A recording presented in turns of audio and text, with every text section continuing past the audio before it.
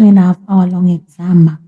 We are going to look at the sections in the paper and the possibilities of how to prepare and be ready for the exam.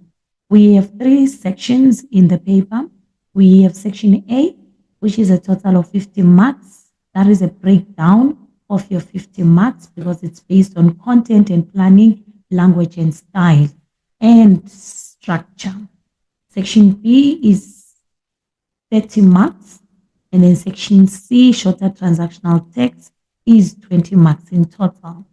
We are going to be looking at types of essays, and we must be able to understand what we mean by essays, longer transactional text, and shorter transactional text.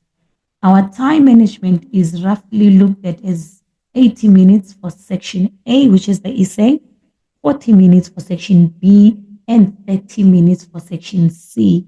One of the major things we are focusing on is the process writing. Show your planning and drafts of your work, and it must be labeled as such. Draw a line through your planning after you are done so that it is clearly indicated as that. Please start each section on a new page. We are going to go to types of essays without wasting any time and look at exactly our expectations of what you will do in section A. In section A, we have different types of essays. We are talking about narrative essays, descriptive essays, reflective essays, discursive essays, argumentative essays, writing an essay from a picture, which is a visual stimuli. So now we are going to even be having samplers of saying this is what we expect. All essays have a fixed structure. They have an introduction, they have a body, and they have a conclusion. The main aim of essay writing is coherence. We must aim to write a coherent essay. So which means there must be a link so that there will be easy understanding of your essay. All points, all sentences, all paragraphs need to be in a logical order. They must follow each other according to the hierarchy. Your sentences and paragraphs must be written using the correct grammar, and no spelling or punctuation errors must be found. So we are expecting that you, during your planning phase and your editing phase, you are going to realize the spelling errors. And as such, we need to be able to align ourselves to say, I've edited, I've realized the spelling error, and I've fixed it or the punctuation error. Let's look at the 5 essay types. A narrative essay is a telling of a story. It will have the word story in the topic. It has the character, it has the setting, it has the plot, and as such, it means that it has a storyline. One of the things about a narrative essay is that we must understand that it always has a storyline. So if we are going to come to a narrative essay, there must be a sequence. And therefore, that's why we are saying we are expecting a storyline. An introduction must be given, must be developed properly, and then it must be given an ending properly. A descriptive essay describes an experience, an event, or a place. It is full of adjectives, it is full of adverbs, so as a result, it paints a mental picture in the marker's mind. So the marker will have a mental picture of your essay. So when we're coming in, we're saying adjectives must dominate, adverbs must dominate.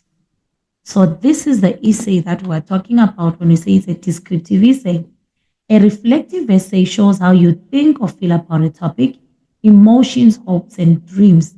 It can be based on an experience that happened to you, and then now you are reflecting and showing exactly what you gained from that experience. A discursive essay must present both sides of an issue based on the topic. Therefore, it means that it's a balanced essay. You are bringing both the negatives and the positives of an issue, and therefore you are presenting them on the table. So it means that it will not become subjective. It means you will not take one side. But in an argumentative essay, you will support one side of an issue based on the topic. If you are for the positives, it means that you will be 80% of positives, 20% will be just negatives. and therefore it means that it is a biased type of writing. Please choose your essays wisely based on these things that we've just talked about. So don't just choose an essay based on the words that you see in the topic, but you must be able to say, I can bring it out as a discursive essay, argumentative essay, reflective essay, or a descriptive essay. And now, planning your essay, we must be able to make sure that we show the order of our points. And as a result, you will be able to follow the guide of the type of essay you do. There are different ways to plan. You can use a mind map. You can use the clouds. All of those are acceptable. Or you can use listing of ideas. And as a result, you'll just have to have a list of your points. But now, immediately after your planning, you must have a first draft whereby you're going to edit, checking yourself for grammar, checking for punctuation. Think about your audience to help you choose the right register. Register can be formal. So as a result, you must determine what type of essay you're doing and who's the audience of the essay. And therefore, it will be clear on how to do it. Final essay must not have any mistakes at all. So it means that all the mistakes will have been cleared in the first draft. No mistakes, which means that we are saying the essay must reach the word limit, and as such, it must not be less than 250 words, and it must not be more than 300 words. Do not include the words of your essay title in the word count is the instruction. So which means your essay must fall within the category of 250 to 300 words. So now when we're coming in and we say we are narrating, tell a story, personal pronouns will be used. I, we, he, she, they, them. So as a result, that's where now you are creating a liaison that is shown between one experience and the other's experience. So as a result, when we are coming in and we have been given a sample of a topic that says, I am an old desk in a classroom and this is my story, you are narrating. It means that as a desk, you have to decide now.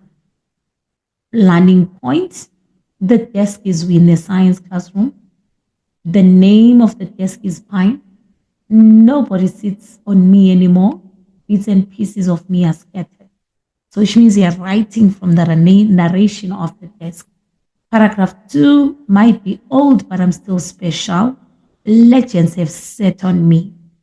You list the people that have sat on you and unknown people that have gone through your desk and the attachment that has been there. Paragraph 3, you're giving more stories about yourself as the desk. The engravings, marks each person has made, their meanings. Show your pain as a desk, show your love to the learners. Paragraph 4, being a double desk, being used for several uses. Know about science because you are always listening to the lessons, but what exactly is it that you love about yourself? This is what we call a detailed planning. And therefore, it means that we have samples. You will go through them to say, let me read and try and get an understanding of what it feels like to narrate. Punctuate properly. Please make sure you correct your spellings. This is an essay that has been edited. This is an essay that has been corrected mistakes. And therefore, it means that this is what we expect you to go through.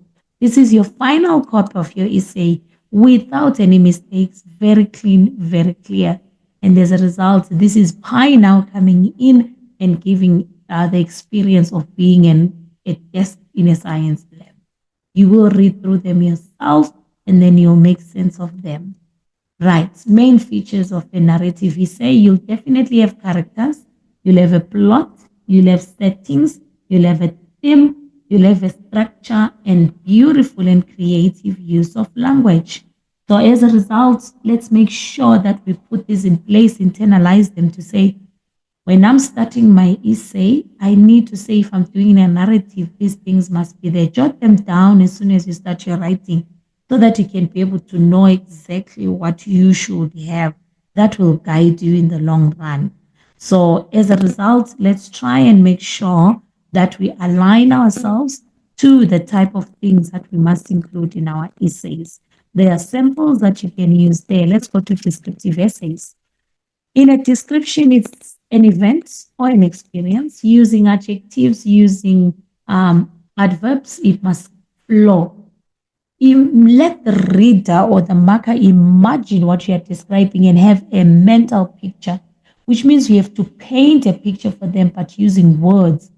So as a result, it's not a story that is being told, it's a picture that is being painted in the writer's mind.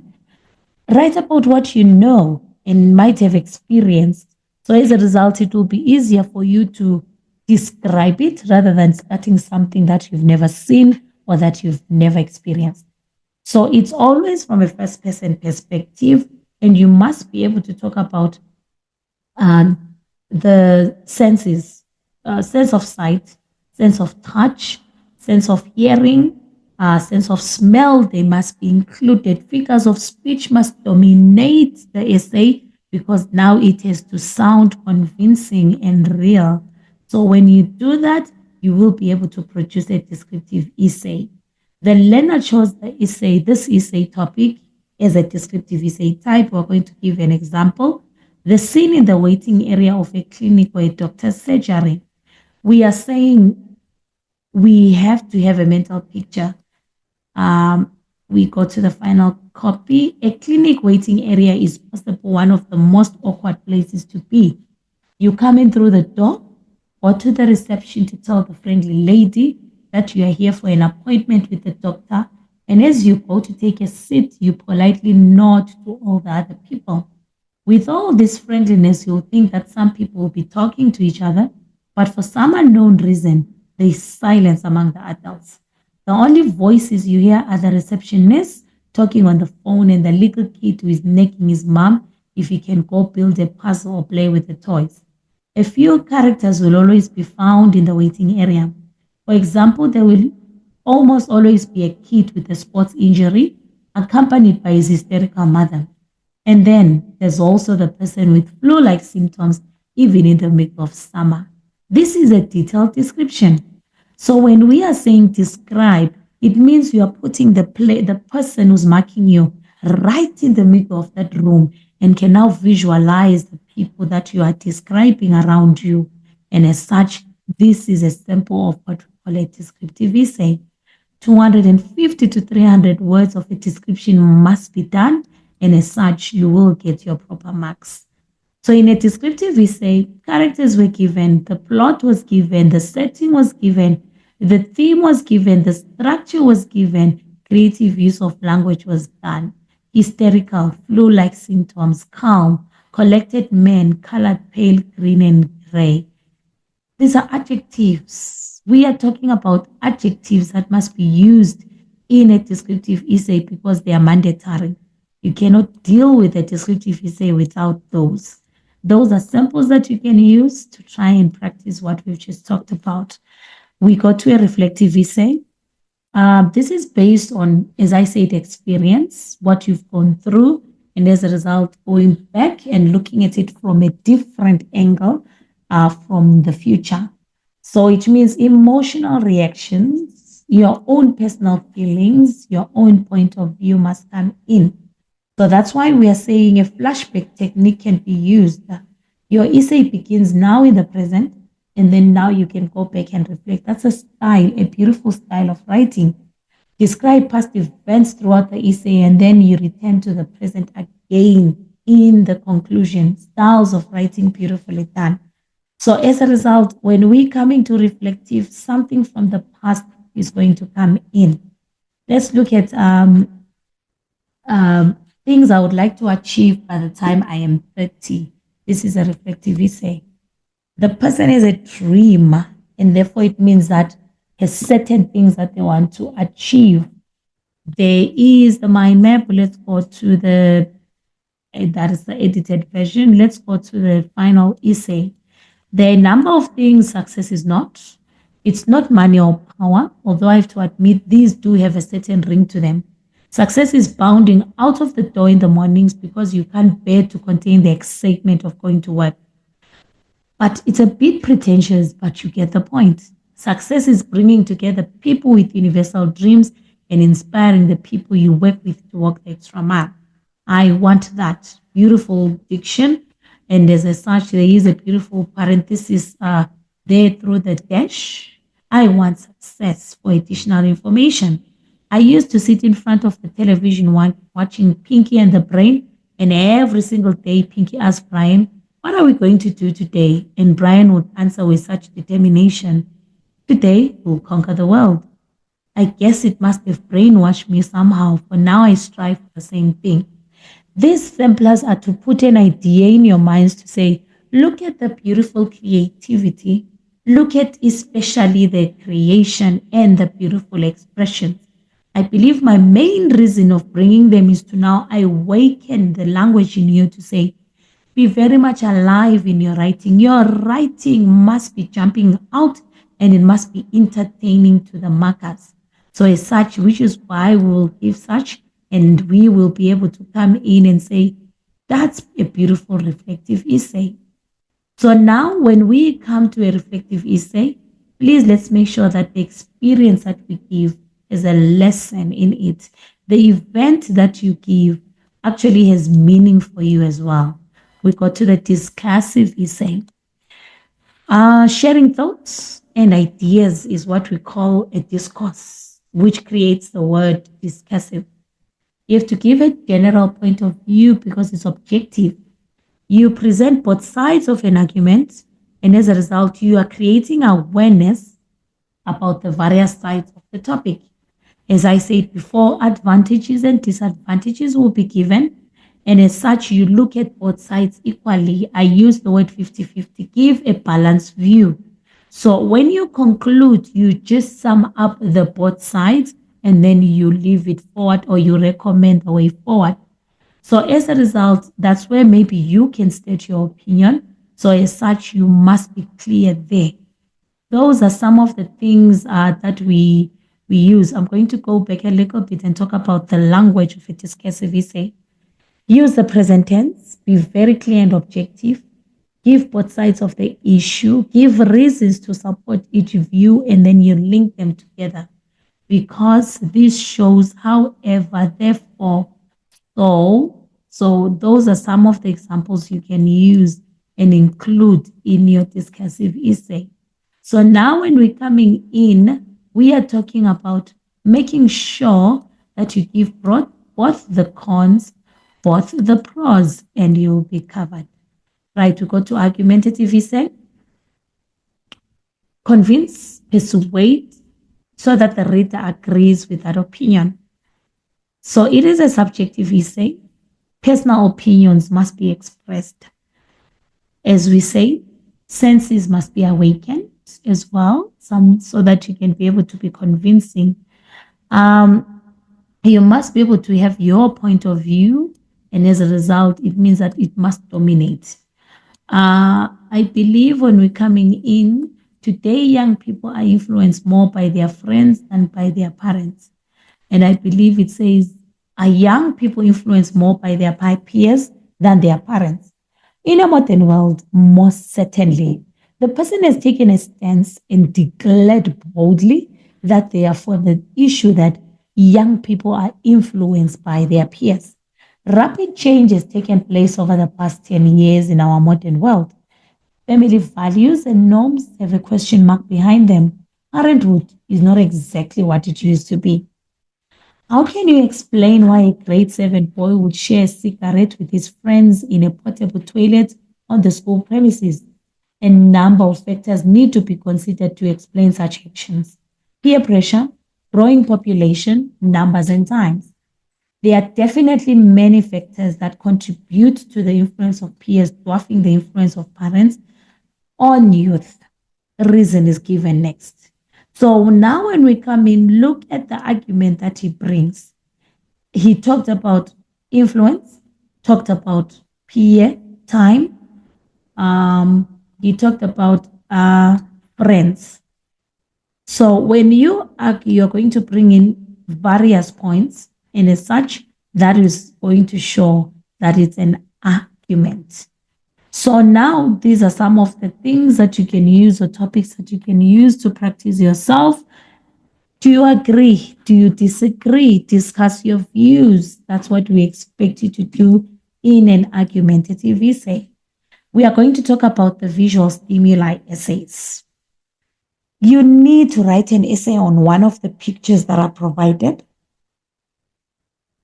Decide what type of essay it's going to be, under discussive, argumentative, narrative, reflective. It's up to you. So find something in the picture that will drive you to be the main starter of coming up with an essay. Is it an action? And what does the action symbolize and mean to you? So as a result, you have to now tell a story. You have to now discuss based on something you are looking at. So now when we are coming to visual stimuli, that is a watch. A watch can be an issue of time. Time lost is never regained. That's something you can talk about. This one says time, seconds, minutes, hours. Big obstacle. Seconds become minutes, minutes become hours.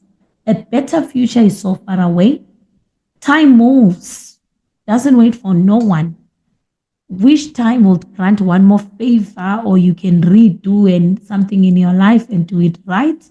So those are the things that we're talking about. Editing is being done as you have the samples. So let's follow the procedures. You will write your planning, detailed planning, beautifully done, followed by your editing, beautifully done, and by your final essay. So as a result, this is what we mean by visual stimuli, of you just looking at a watch and coming up with an essay. And therefore, it means that you are finally having a visual stimuli being brought into written form. Choose wisely. That's my advice to you. When you are coming into essays, please choose wisely. So as a result, these are some samples that you can use to practice essay writing using visual stimuli, and therefore it will be your choice of what you do this weekend. We are coming into the marking of the essays. As I said, it is divided into sections. You have content and planning, 30 marks, and then you finally have your structure. You also have your style, editing, and language use. So please, let's use that right. Language, style, and editing structure as well is there, giving you your 50 marks in total. Align yourselves to the rubrics, please. If you can, align yourselves to the rubrics. It will help you in the long run not to get lost. We are all trying to be skillful and exceptional, so which means we will fall under the following categories if we want high mark allocations in our section A. Let's go to section B, which is the longer transactional text. We have different types of longer transactional texts, which are divided into different categories. We definitely have formal letters. Category A has formal letters, informal or friendly letters, formal and informal letter to the press. Category B is your CV and covering letter and your obituary. Category C is going to have your review, your newspaper article, magazine articles, agenda in minutes of a meeting, formal and informal reports. Category D is going to be your dialogue, your written interview, your written formal and informal speech. We have been practicing them for a long time, I believe, coming from grade 10, and therefore the practice must pay off next week. So as a result, what is expected from you? You must know the type of transactional. You must know the format of the transactionals, which means you know what's in where it's supposed to be, what is supposed to be there. And as a result, if you internalize these things, it means you will be able to cope and choose one topic from there because you know all of them. And then you take the one that you know you will do that are just these two. So when we come into longer transactional text in the exam, we need to make sure that we know our content and we know our formats. So those are the ones that we really need to. There is also planning, a mind map is there. And then finally, you can be able to now to write your process writing style. I am going to go to the letters as they start off our discussion. Your longer transactional texts are always 120 words to 150 words. You align yourself to that word count and you will not go wrong. This is what we have. Register is not the same for a formal piece of writing and informal piece of writing. Very formal expressions are given and polite in a formal writing. Conversational style is used in an informal one. Please come to the party. But we say formally you are invited to attend a celebration. It is a great pleasure to meet you. I am honored to meet you, but we are saying pleased to meet you informally. Words are written in full, no contractions, no abbreviations. You do not use can't, you're supposed to write cannot. And as such, but in informal writing, contractions are very much acceptable. Sentences must be written in full for a formal piece of writing, grammatically correct, no slang. Joshua is a pleasant man. But informally, we don't even talk about man or pleasant. Joshua is a great guy. Or Joshua is a good guy. Use of third person. The grade 12s are concerned about the examinations. We are worried about the examinations. Formal and informal differ because of the level of respect that must be given. Passive voice, a complaint has been made by the parents. But in the active voice in informal writing, it will be the parents have made a complaint. So as a result, let's internalize these things that we've just given you and make sure that you put yourself in the right spot. A formal letter, and as such, when I'm teaching a formal letter, I would love for people to see how it stands out so that they internalize the structure. It is your address first, followed by the 26th of November 2013, the date. There is no punctuation. You do not put the full stops or the commas or anything, just plain written addresses. And it has a second address whereby it starts with the position of the person and then it goes to the company's name. So we are saying it will be the manager, that's the position of the person. We are saying it's a place or location, it's PricewaterhouseCoopers, and then it's the address. There are three things that must be there. Dear Mr. Retif is the salutation. Application for 2013 bursary. You are now giving your letter a title. So as a result, this is where you have to give details of what you mean when you say title. You must give details. When you say title, what is the letter for exactly? So as a result, specifications must be done and it must be clear that the purpose of writing the letter must be given. So as a result, because you use DSA or Madam, it will be yours faithfully. And then it will be the signature and the name printed below. You don't know the person, so you used yours faithfully. So as a result, please let's do that. Okay. And then now we are going to go to some formal letters to help you practice your writing skills. You can use them there. So if names are not given in the question, make up the name of the person and the name of the company yourself and just be creative. Not all questions will give you who you are writing to and the address and all those things. So creativity must come in. Those are what we call formal letters. Let's go to informal letters. It's a friendly letter. We know it as a friendly letter. It's very informal. It can inform. It can be an informal letter to inform, an informal letter to thank, congratulate, offer sympathy, motivate, sympathize, or give advice. The tone is very friendly. It's very chatty. Informal register is always used.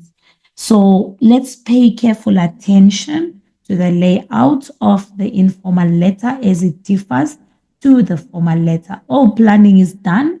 There's nothing that does not have planning, guys. Everything has planning. Everything is done properly as a process.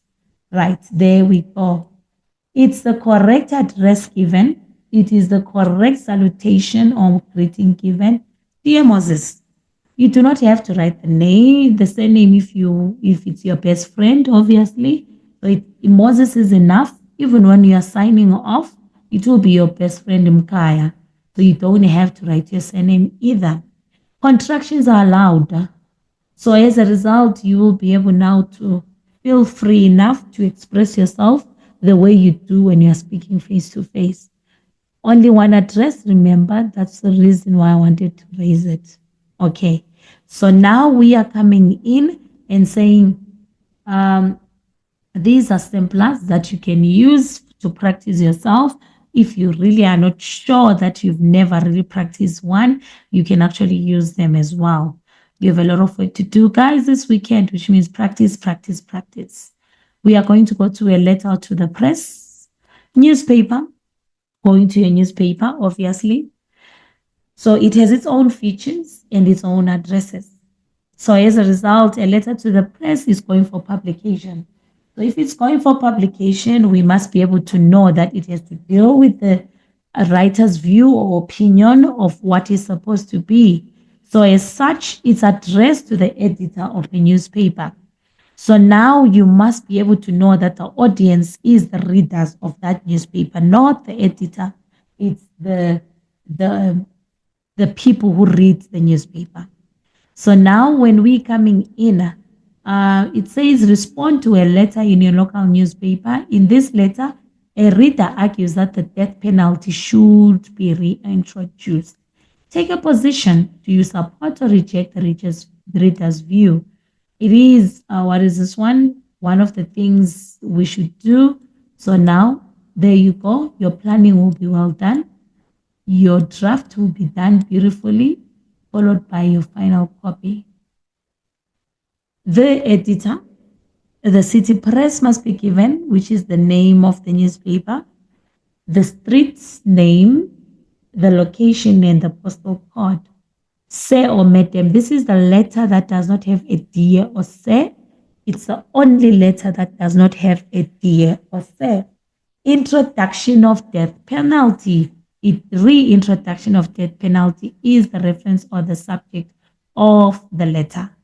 Because it's a formal letter, it will be yours faithfully, and therefore it will be the signature, and then it will be, what is this one? The full names.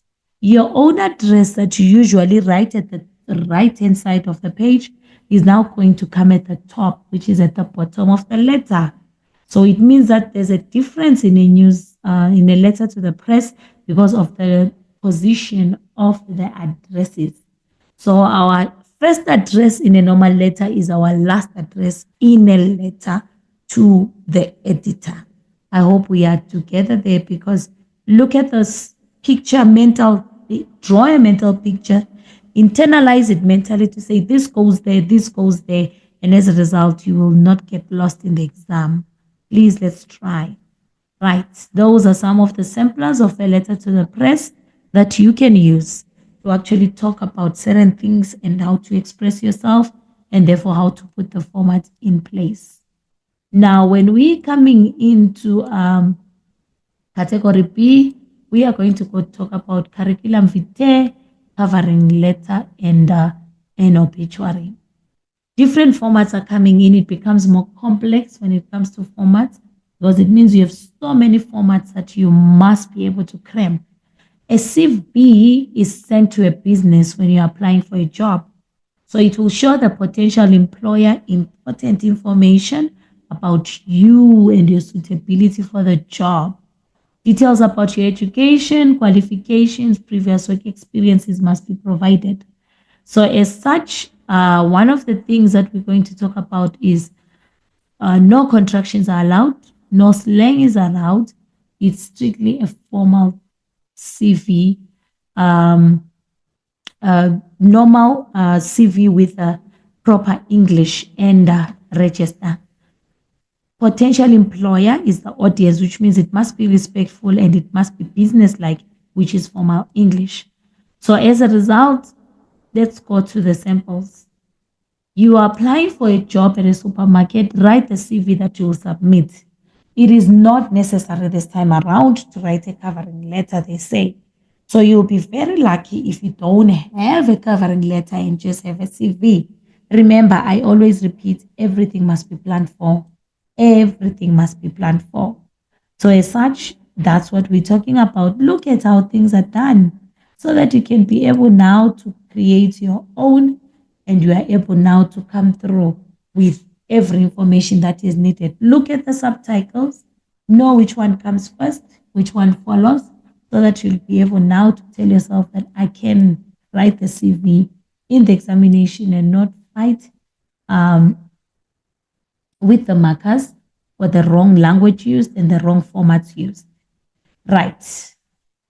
Internalize the structure, please, guys. Please internalize the structure. Go to the subheadings, know which comes first, which comes second, and then you will not go wrong. Okay, we move on. Right, we are going to an obituary. Someone just recently passed away. So it can be for publication, or it can be just a normal obituary for a funeral. So listen to the question and know whether it is for publication or it is just write an obituary. So as a result, there are things that you must include. Details about the deceased life, person's date of birth, date of death, growing up, the schools, the education. So those are the things that we are talking about when coming to an obituary. Stories and memories about the person are included. Favorite sayings of the person, what the person has done. It is a mournful and sad tone, but it is uplifting because it is a celebration of that person's life. Personal feelings about the deceased can be included in the CV. So as a result, this is not a funeral notice. So please make sure you understand that it's an obituary. Right. It says a well-known person in your community has passed away. This person was actively involved in charity work, they say. So now we need to know, how do we write the obituary of that person? Look at that. Planning is always on point. You have a tendency of starting planning in the essay beautifully, but ending planning now in rough edges and in a rush manner, and therefore now you do not have consistency. Can we have consistency in all the three phases, please? In your essay, in your longer transactional, in your shorter transactional, planning must be on point. It must not change, and therefore it must remain the same. I'm going to go to the final text. Charles Mandini, that's the heading, and therefore it's showing us exactly the person that we're going to be talking about. So as such, that's a sample for you to look at and know exactly. For famous words, famous quotations are there. I believe it is where he grew up and all these things is there. When he was born and when he died is there. So as a result, please let's internalize the structures and it will be easier for you now to write proper answers. So please, let's make sure those are some of the examples of obituary questions that you can use to practice writing. So as such, let's practice and let's get prepared. We are going on to category C, which covers reviews, newspaper articles, magazine articles, agenda in minutes of meeting, and a formal report. They have different formats again, so we must adhere to that. So please, when we're writing a review, show some knowledge of what you are reviewing, give facts about it, or when describing some aspects of it. You should give your opinion about what you are reviewing and always give the reasons for your opinion. Reviews can include both the positive and the good points about what you are reviewing. The conclusion of your review should conclude whether your assessment is mostly positive or it is mostly negative. Use creative and interesting language to express your opinion, please. So as such, when we're saying a review, a city, activity, a place must come in. So let's please do that when we are giving a review assessment. So please, let's make sure it's activity, it's a place, it's a restaurant, it's a performance of some sort somewhere, right? As we see, planning is done, but someone did not finish the planning and left it hanging. And please, let's make sure that we don't leave anything hanging. Everything must be clear. Your paragraph 2 must be detailed. Paragraph 3 must be detailed. Paragraph 4, that is what we call planning. So don't leave anything out. Right. And then we have examples. You'll read them. You'll go through them because you have time to prepare this weekend and you want to make sure you have an idea of what we mean when we say review a novel or a play or a restaurant. So that's up to you. And we must be able to talk about these things in a beautiful way and make the person convinced. So we must be able to know exactly what we will give when coming to a review. Details must be provided about nothing but the truth so that by the time the person reads and finishes your review, they actually have an idea of nothing but the truth without having read nothing but the truth. So that's the purpose of a review. It will give details to a person who has never come across it, and therefore it means that they will have an understanding of it. We go to a newspaper article. These are read by people for information, so they must be well presented. We have different kinds of newspaper articles. Some give opinions, some give advice, some just present facts. So you will decide according to the question what the intention of your newspaper article is. There has been an increase in various types of crime in your area. Write an article for publication in your local newspaper, suggesting ways to avoid becoming a victim of crime. So you plan. Stop being a victim of crime. That's a beautiful topic. Identify local newspaper, victim of crime, and as a result, you must be able to specify. And as such, the planning is beautifully done. Please don't go wrong with the planning, guys. I believe that's why I used a document that has samplers from the people who are marking you to show you exactly samples of what they expect from you. There you go. The unfortunate reality is that crimes can and will happen.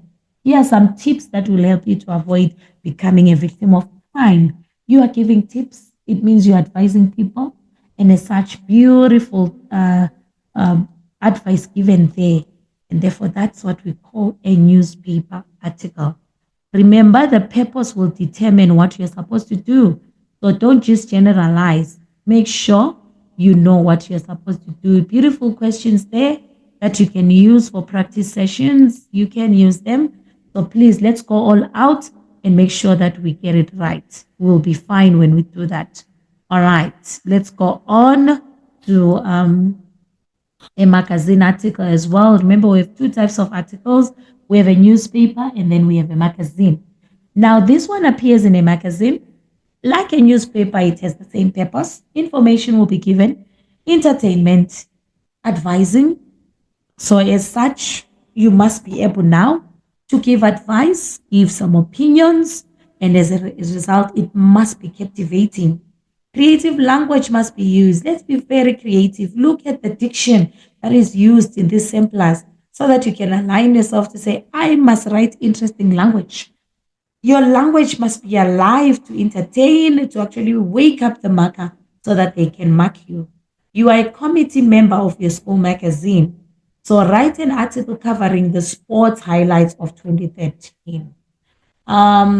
When we say school magazine, it means that your audience is your schoolmates.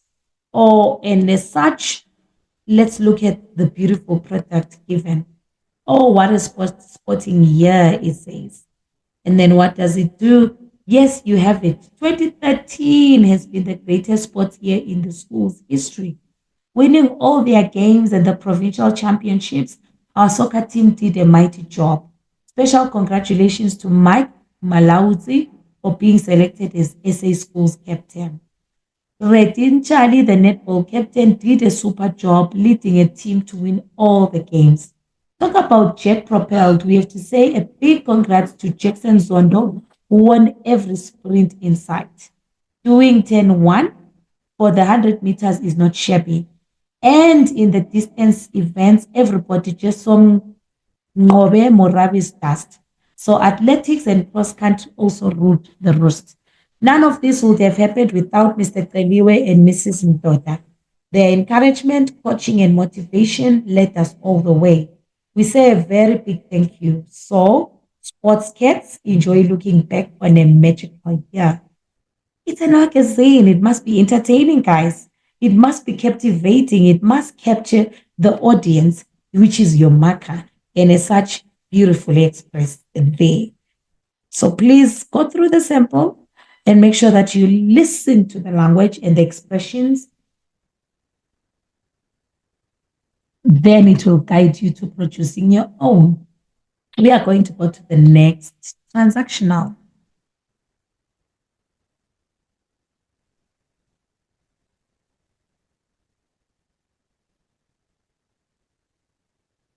Our next transactional is an agenda in minutes of a meeting. An agenda is a list of subjects that will be discussed, as well as the procedure that will be followed at a meeting. The agenda is always prepared before the meeting. Minutes are a written record of what was discussed and decided at a meeting. Minutes are recorded as a meeting that has happened or is happening. So when we're coming in and saying the items in the agenda are numbered in the sequence that will be discussed in the meeting, always remember we have to start with the greetings, opening, and all those things. When writing minutes, list the facts in point form. Number them in the order they were discussed and always use the past tense. You must also use the register of the minutes and it must be formal, record of facts, and you should not give your opinion. Make sure the details of the venue, date, and time of the meeting are recorded on the top of both the agenda and the minutes. So there is always a link between the agenda and the minutes. So it means that the agenda is actually a lead to the minutes themselves. So the agenda sets out what the meeting will always be about, and the minutes will always be a record of that meeting. So there's a connection. You are the secretary of your school's Learners Representative Council, it says. Write the agenda in minutes of the meeting in which the council discussed latecomers. So as a result, you must be able to have two things. You have the agenda, and then you have minutes. So this is where we're saying people must be very clever because they ask you to do both. Write the agenda, write the minutes. So which means they request both. So which means you must produce two things. So now this is a sample of what we mean by an agenda. As we say it listed. One is what comes first. Two is what follows after the first one, which is the opening and welcome. And then it will be attendance and apologies, minutes of previous meetings, new matters or latecomers, date of next meeting, close and vote of thanks. But now the minutes are a record. When we say opening and welcome, when we are recording the minutes, now we are specifying what happened. Opening and welcome was given by James Molefe, the chairperson. Attendance and apologies, names and learners present or apologies given by Mr. So-and-so attending a funeral. So you must be clear. And then you must have details of what you mean when you say minutes. So please, when we're talking about minutes, let's be very specific, as we say. Now you are giving details of what you mean by opening, by attendance, minutes of last meeting, new matters arising, date of next meeting, closing of meeting. So this will be the flesh of the agenda, and the flesh is now giving a proper description of what really transpired in the meeting. Right. There are some questions that you can use for last minute practice sessions. Remember, it's just for you to just sit down and say, I'm not sure about whether I can produce an agenda or minutes, or let me just practice for the final time and let me just make a way. So this is what you do. All right. So we are going on to our next transactional, which is a formal report. This is a written description of a situation or event after an investigation. Formal reports contain information and ideas that can help to resolve difficult issues. A report must be objective. It says it must state the facts about the situation that was investigated without giving personal opinions. The report must explain the procedure and findings of the investigation. It must conclude with recommendations for future action. The register must be formal. Use the past tense and the passive voice. Use the past tense and the passive voice. It's a formal report, so which means that we must be formal. Proper language, proper tone, proper everything. Please, let's make sure. So now when we're coming in, it has categories. So you must be able to internalize what we mean. This is the language we talk about in a report. There's an investigation, which is an formal inquiry or study of a situation. There's a procedure, which is the official process of the investigation. We have recommendations, suggestions of the best course of action to take, followed by the investigation itself. So now when we're coming into a formal report, let's have a sample. You are the captain. It says you are the captain of a popular sporting code at your school. And then it says your team participated in an inter-school event during which one of your team members was seriously injured. Your school principal has requested a formal report from you on the incident and the action taken afterwards. Write the report you will submit, and therefore, so your school principal has requested a formal report. So now, incident is the one that must be dealt with, and then let's go to the report itself. As we said, beautiful plannings must come in. Guys, don't make a mistake there. This gives you confidence. If you have a beautiful planning, it means that you will have a beautiful piece of writing. You will not go wrong there. So let's go to the procedures and the subtopics of what we mean by formal report. It will have a title, Report on Incident at Inter-School Soccer Match. Who is it directed to, or who is it going to? For attention, it's going to the principal. Terms of reference, this is you now giving details about why the report is being written. The procedure is what happened for you to get the information. There was an interview, there was a description written down, there was Tom who gave his own account, there was an analysis that was of results that was done by the captain, and conclusions were drawn. Findings, Tom Boyer's knee was injured in a clash, and therefore this is what you found when you're investigating. This is what you got from the referee. This is what you got from the description. This is what you got from the account. This is what you got as an analysis. So now when we're coming into the findings, we are talking about what was discovered. And finally, we have a conclusion. What must be done, and action must be taken in order to address the situation. So what do you recommend? The principal should call a meeting to discuss the report with all parties, and a course of action should be agreed on.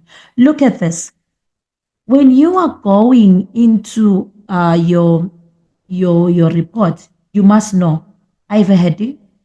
I need to know who I'm addressing it to and write it there. I need to have my terms of reference. I need to have my procedure.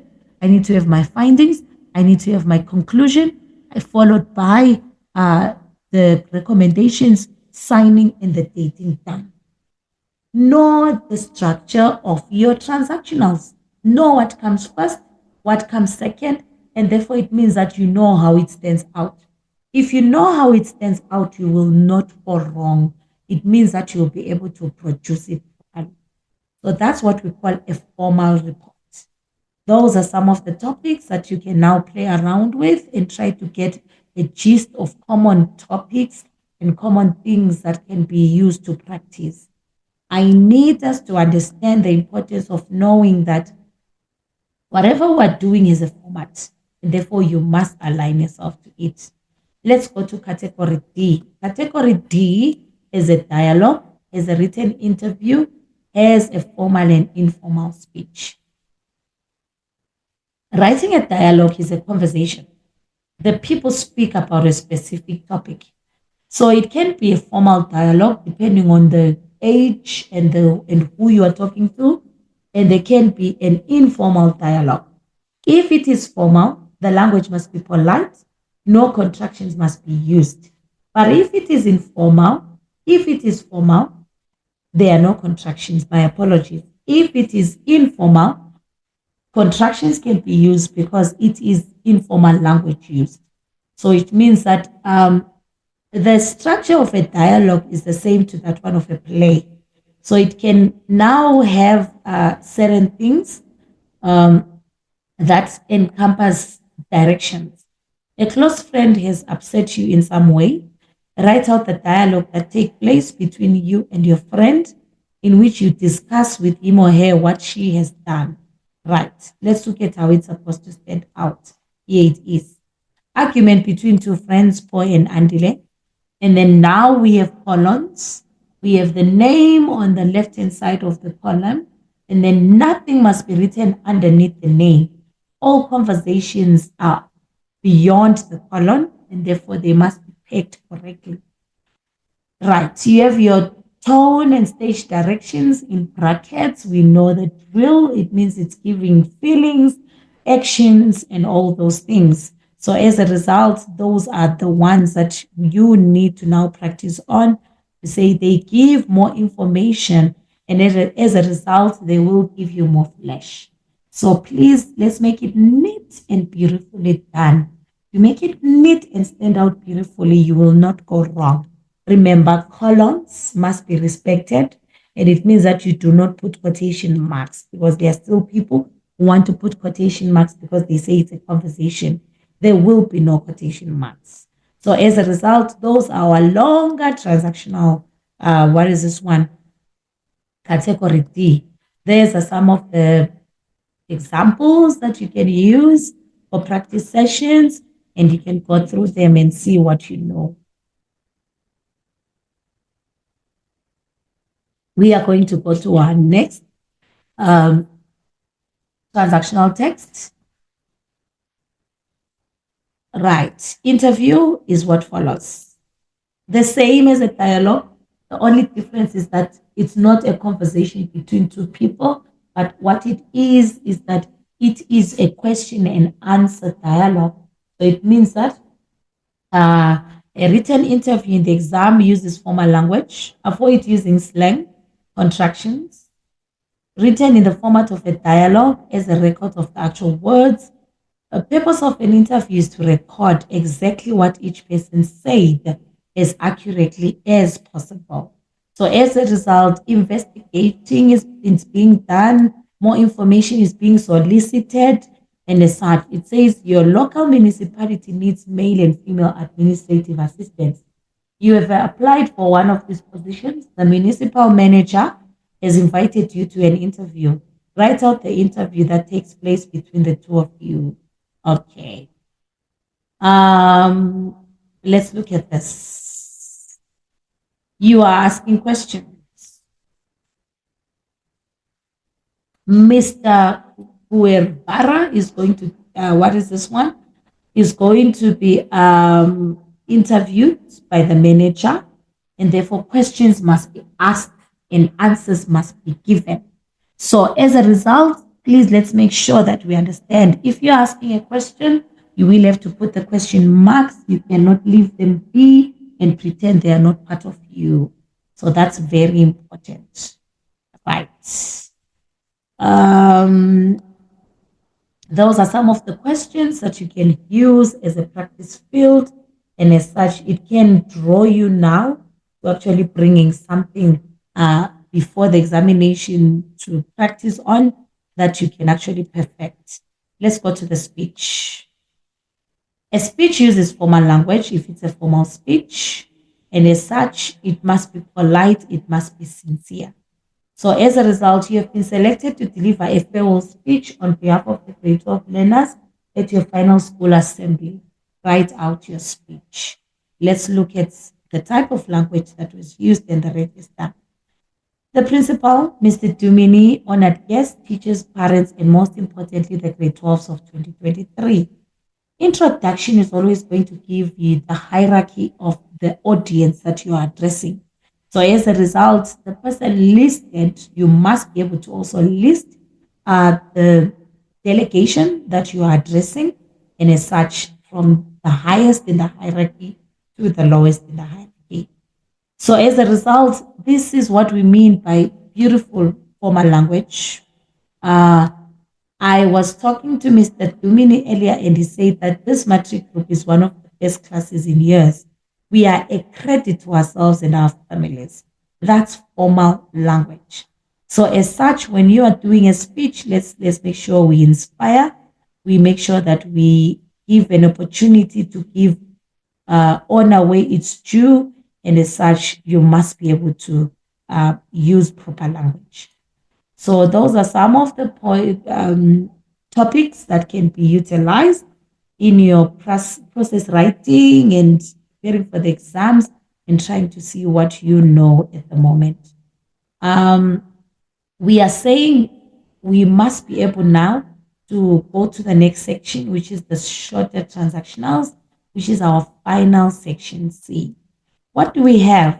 We have advertisements, invitation cards, flyers, posters, diary entries, postcard instructions, and directions. So this is what we're going to finally look at today. And you see the samplers. I hope looking at the sampler at how it stands means that you internalize it and you leave it in the right spot. Let's do that. Right. Let's go to our section C. Right. What do? We also have proper planning, please. Everything is planned for, guys. Everything is planned for, and it must be a process throughout the 3 sections. Right. You edit your work, we know the drill, and then you write your final copy. So as such, let's go to category A, advertisements. Advertisements are aimed to sell products or services. They are found in electronic media, TVs, radios, websites, in the cinema, through SMSs to cell phones. Print media can also be found. Use creative language to get the reader's attention. Figures of speech, puns, catchy headlines, information about the product or service. It must be a friendly and engaging tone. Remember, you need to be friendly so that they can feel closer to you as customers and can be able to be persuaded. It can include a special offer, discount, a free quotation so that they are getting a good idea. They can feel they are getting a good deal. This makes them more likely to buy your product or use your services. Use an interesting and eye-catching layout. Use different sized writing fonts to get the reader's attention. Be creative. Please, let's be creative. We are going to look at samplers and see what we do. All right. Your family runs a home business making products such as toys, ethnic jewelry, and clothing. Write out the advertisement to promote the sale of one of the products to tourists. You should include the following in your advertisement: a brand name, a slogan, details of the product, and where to find it. But they gave a clear instruction: do not include illustrations, guys. Right. There we go. Toys for Africa is the title that you have given to the company business. Persuasive sentence or a slogan has been given. Take home a piece of Africa for your little one. I always say, remember what you are given in paper 1, section C, which is advertisement. This is coming in. There must be a title, there must be a slogan, there must be this information and all those things. So let's make sure that we incorporate these things and give them out. Information about the product is provided. Contact details are given. The slogan is also there. So as a result, let's make sure that we are very creative. This is the creative section for you because you have to design something for yourself. So it means when you design something for yourself, you design and decide what goes where or how it should be and where it should be. So as a result, this is just samples, right? There are examples for you to use and practice on. I will move on and go to an invitation card because creativity is demanded in this section C. It's a written request inviting someone to attend a specific occasion. Use formal language. Invitation must briefly provide the information the guests need to know about the event to which you are inviting them. So as a result, you have been asked to invite, they say you have been asked to invite guests to your school's prize giving function. A former principal of the school will be the guest speaker. Write out the invitation card you will send to the guests. They are clear, do not include illustrations or drawings. Right. So as a result, you are going to create something for yourself. And now there it stands out. It will always have a heading. What is the ceremony? Who is it going to? The greeting. And then you are now going to entice. Let us celebrate the hard work that has been put in by learners for the year. You are invited to attend the 2013 prize giving. The school's choir and dance group will be adding their talents to make the celebration even more enjoyable. The guest speaker will be given, the date of the event, the time, the venue, the dress code, and the RSVP where replies will be sent to. Beautifully done. Illustrations were not wanted, and therefore it means that you are just giving the information and then you will be done. Internalize how it stands, internalize what should be there, and you will not go wrong. So if they do not want any illustrations, then you know it's just information that is logically given. Know what comes first, what comes second, and what should be there. You will not fail. Writing a flyer is a cheap and simple form of advertising. One-page leaflet that is given to people even in the streets. I think we've seen them. Simple language, special offers, layout, eye-catching, different size fonts to get their attention. These are things you must include. So as a result, it is 80 to 100 words. So give as much as you can when it comes to information, since there are no illustrations and they don't have any marks. You employed a painter, Isaac Kumalo, to paint your house. His work was of a high standard. He now wishes to promote his business and has asked you to write a flyer. Write out this flyer. Do not include illustrations or drawings. All right. Let's go there and see. This is the flyer. Do you need a painter? Isaac Kumalo can help you. So now what have you done? You have created a heading. Information about the service is clear. 22 years of experience. He, in the trade, satisfied customers, numerous, many. That's beautiful diction to emphasize the numerous one. He promises you a paint job that looks great and will last, and no mess to clean up afterwards. Works in waterfall hedges, in the waterfall hedges and plains areas. References shown on request. It says, if you feel you want to know more about his work life, and then finally the contact details will be given. So this is what we are facing when it comes to a flyer. No illustrations necessary, remember, so you don't need them. So it means that you will just have to give the proper information. There you go. Practice is there for you if you need it at any time. Right. Writing a poster. This is a large printed notice in a public space. Simple form of advertising. Bold lettering must be used. interesting layout must be used to catch the people's attention. So as a result, when we say simple form of advertisement, it means that it uses simple language, very simple language. Um, and as such, just give what is necessary. And they say it used large lettering for the headline to catch readers' attention. So which means attention must be captured first at the top. Your friends have formed a band and have been offered the opportunity to play at a local restaurant. Write the poster that promotes their appearance at this venue. Again, no drawing or illustrations are required. What do we have standing out there live? The Homeboys. After playing in clubs in Port Elizabeth for the last 3 years, the Homeboys are finally heading for downtown East London. The Homeboys sounds is a whole new mix of jazz and kwaito that will keep you dancing all night.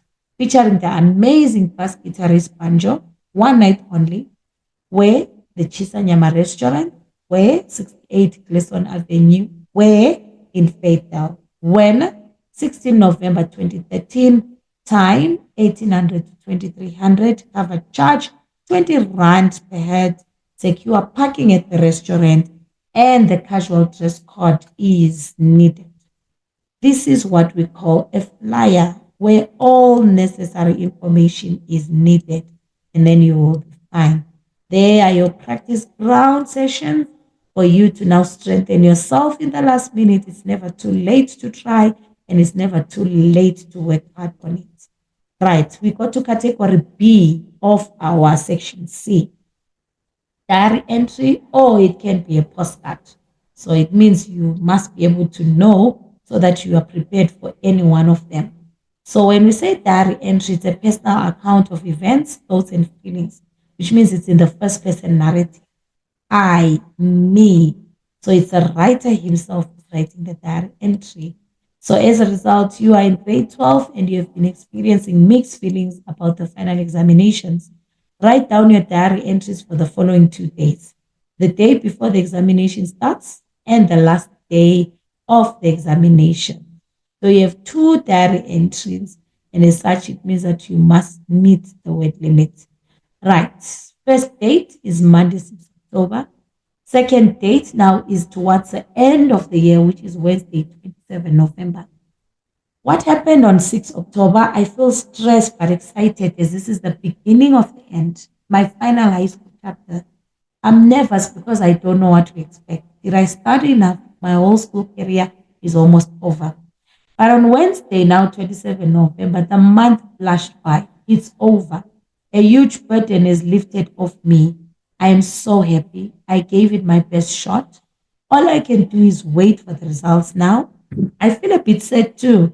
School is over forever. A wave of emotions is brought in.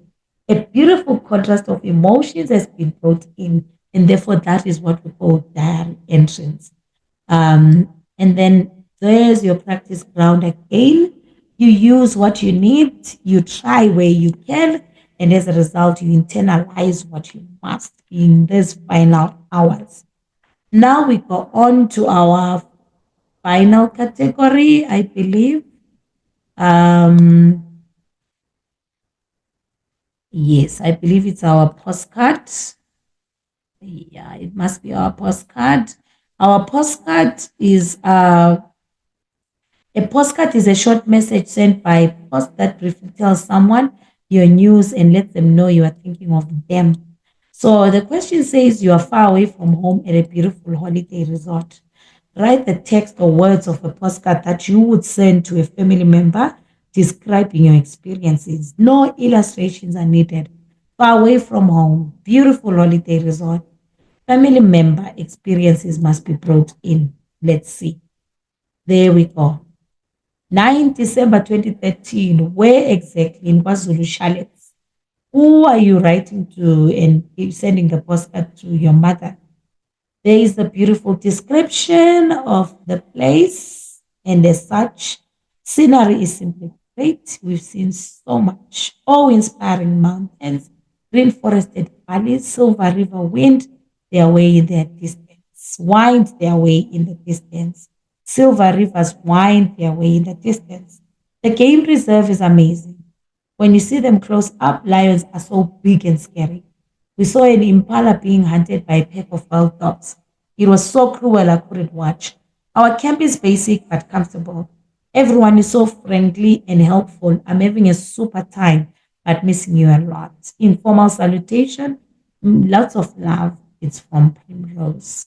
Those are the words that can be included in a postcard, and therefore it means you will not go wrong.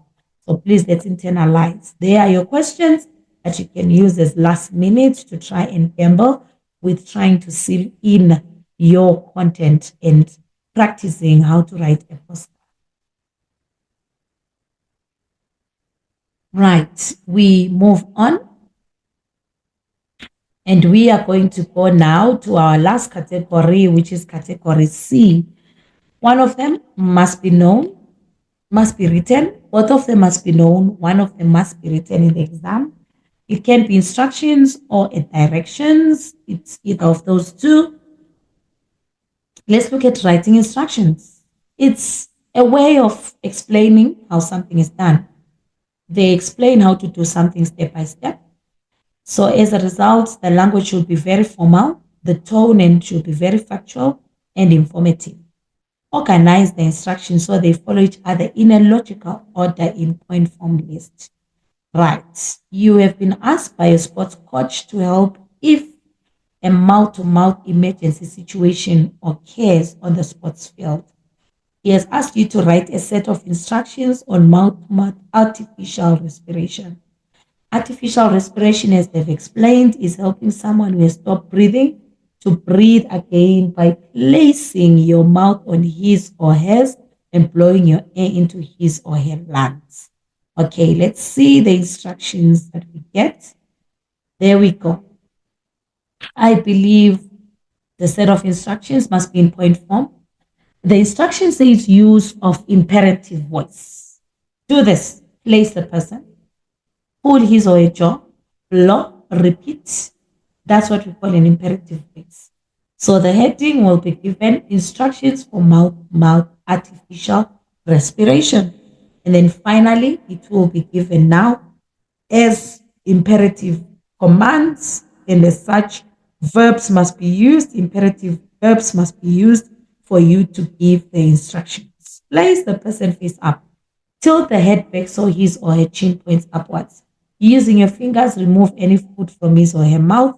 Pull his or her jaw down to clear the tongue from the air passage and pinch the nostrils. Blow into the person's mouth until his or her chest rises. Listen for air rushing out, indicating air being exchanged. Repeat blowing. For adults, blow 12 breaths a minute. For children, blow 20 breaths a minute. There are your writing instructions, activities, samplers of questions that you can just play around with and try and see how you can create yours. And then we come now to writing directions. Directions explain to someone how to get to a certain place. They explain step by step. All information should help the reader follow these instructions to get to the place. Language should be formal. Tone should be factual and very informative. Organize the directions so they will follow each other in a logical order or in a point form. Right. You and your friends have decided to meet at your house to celebrate the end of the examinations. Write out the directions you will give your friends to travel from the school to your house. In your response, you must include some distances, turns, and landmarks. Do not include sketches or maps. You live in an urban area, include landmarks like a fast food outlet, an intersection, or a park. You live in a rural area, include landmarks like a bridge, a river, or a road sign. Right. They've given you specific things what you should do if you're in the urban or you are in the rural. Let's look at what is done. There's a heading to everything. Directions from school to my house. So which means that we have all things put in place. From the front school exit, turn left into Rampele Road. At the T junction, turn right. Continue straight down the road for 500 meters and cross bridge. After crossing the bridge, landmarks are given, guys. Turn right at the first road into Fairview Street.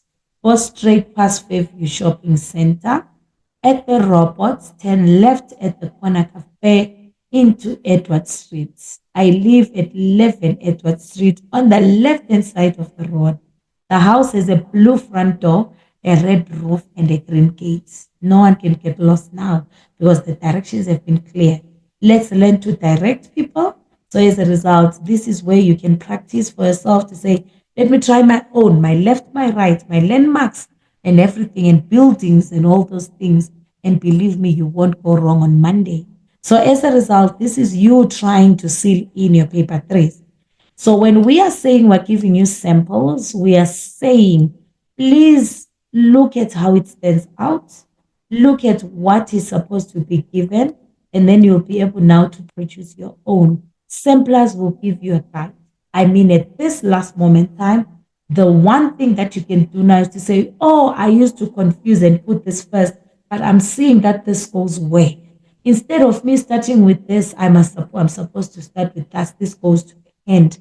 This is the purpose of this lesson, for us to guide you visually in the last minute to internalize what sits where, what stands where, and what where should be, so that you can be able to put it in the right place in the examination. We wish all of you the best in your examination, and we pray for the best, we hope for the best, and we hope that you will do the proper procedures and preparation. Prepare, revise.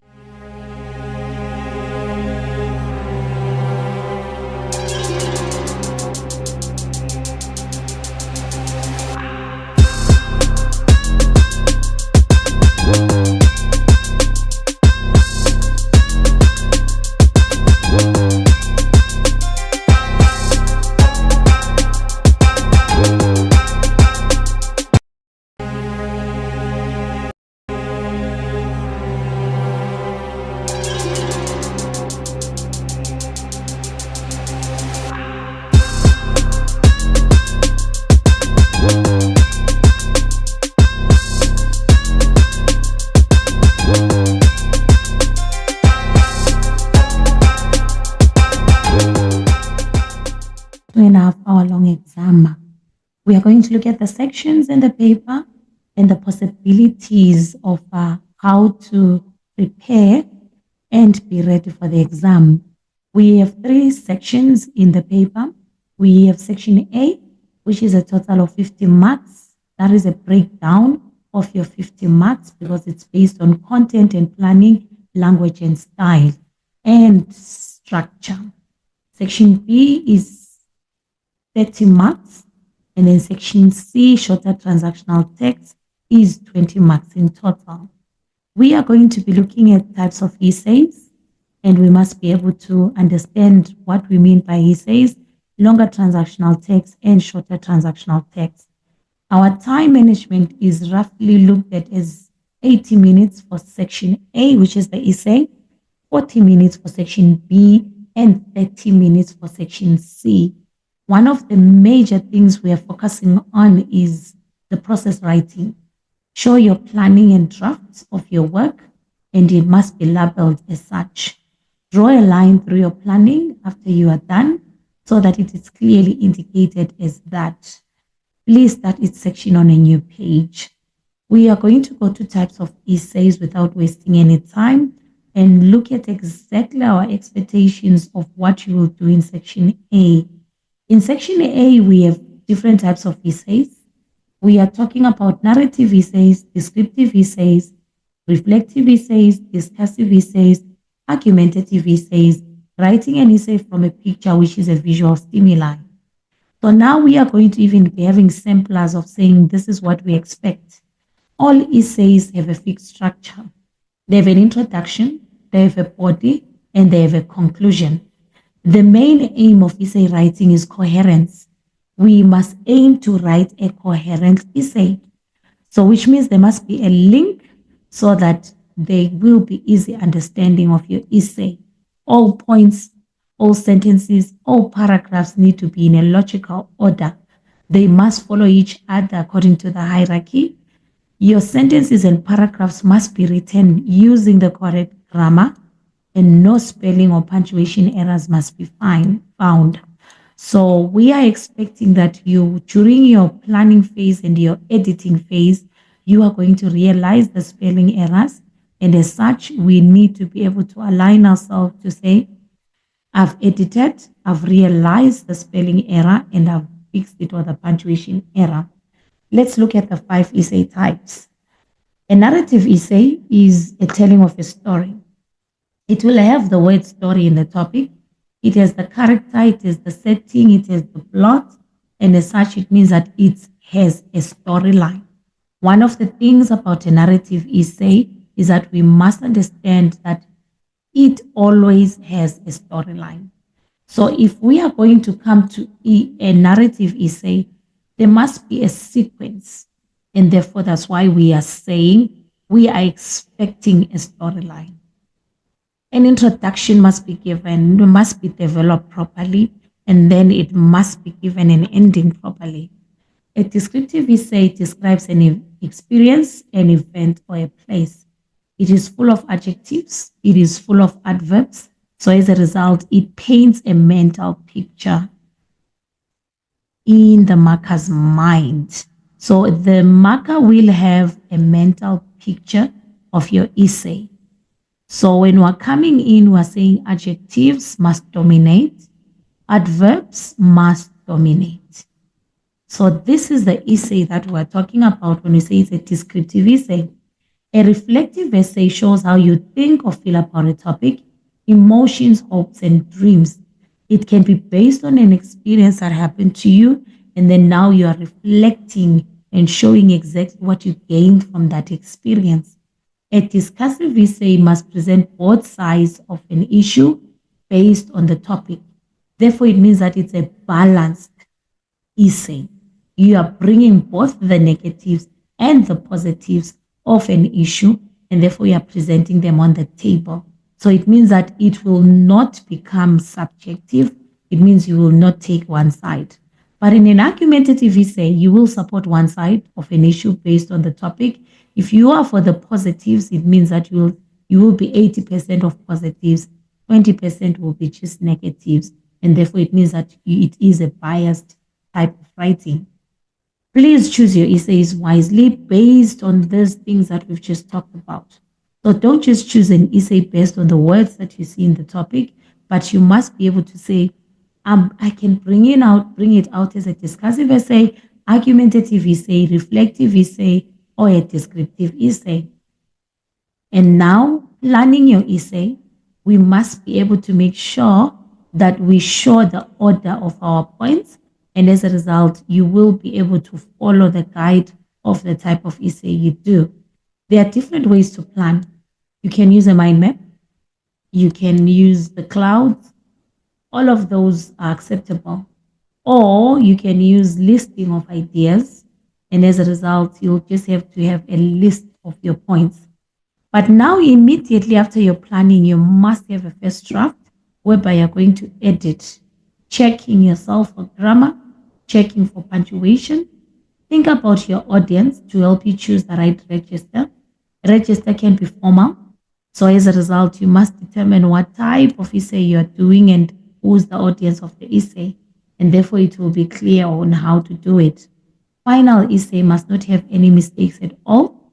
So it means that all the mistakes will have been cleared in the first draft. No mistakes, which means that we are saying the essay must reach the word limit, and as such, it must not be less than 250 words, and it must not be more than 300 words.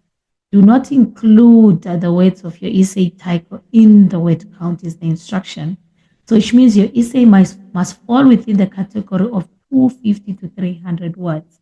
So now when we're coming in and we say we are narrating, tell a story, personal pronouns will be used. I, we, he, she, they, them. So as a result, that's where now you are creating a liaison that is shown between one experience and the other's experience. So as a result, when we are coming in and we have been given a sample of a topic that says, I am an old desk in a classroom and this is my story, you are narrating. It means that as a desk, you have to decide now, learning point. The desk is in the science classroom. The name of the desk is Pine. Nobody sits on me anymore. Bits and pieces of me are scattered. So which means you're writing from the narration of the desk. Paragraph 2 might be old, but I'm still special. Legends have sat on me. You list the people that have sat on you and unknown people that have gone through your desk and the attachment that has been there. Paragraph 3, you're giving more stories about yourself as the desk, the engraving